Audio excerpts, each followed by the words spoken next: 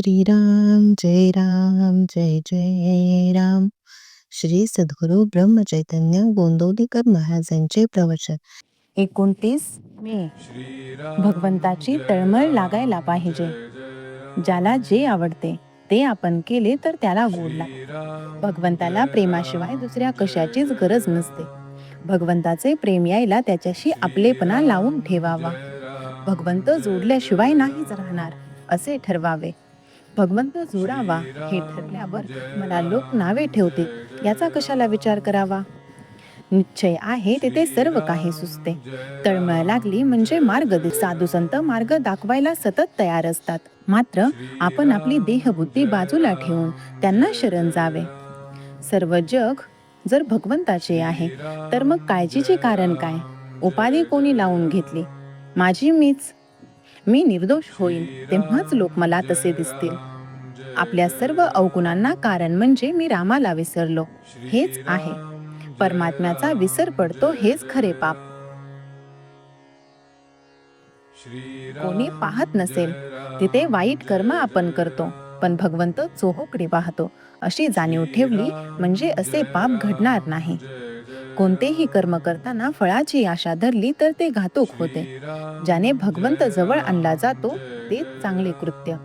स्नान संध्या केली आणि व्यवहार खोटा केला तर त्या संध्येचा काय उपयोग. मनात कोणताही हेतू न धरता परमेश्वरावर श्रद्धा ठेवून वागावे. मन परमेश्वराला अर्पण करावे, ते दुसरीकडे गुंतवू नये. एकदा अर्पण केलेल्या मनाला जर पुन्हा विषयाचा आनंद झाला तर ते अर्पण झाले नाही असे समजावे. माझा प्रपंच व्हायचा असेल तसा हो, पण तुझा विसर पडू देऊ नको असे अनन्य भावाने भगवंताला म्हणावे. प्रत्येक कृतीत मी भगवंताचा आहे ही जाणीव ठेवावी. पडत्या काळातही जो भगवंताचा होऊन राहतो त्याला कशाचीच भीती नाही वाटत.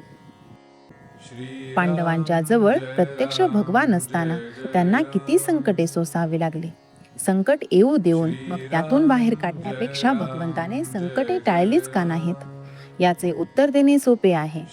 पुष्कळ वेळा आपल्यावर येणारे संकट कोणी टाळले तर ते संकट येणारच नव्हते असे आपण समजतो.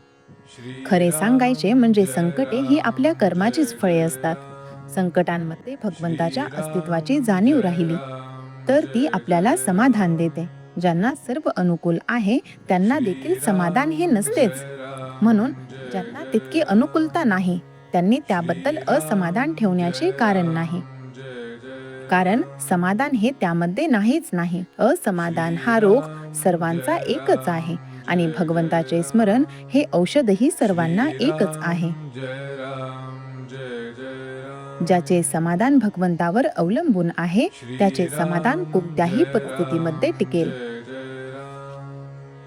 श्रीराम जय राम जय जय राम. श्रीराम जय राम जय जय राम. श्रीराम जय राम जय जय राम. श्रीराम जय राम जय जय राम. श्रीराम जय राम जय जय राम.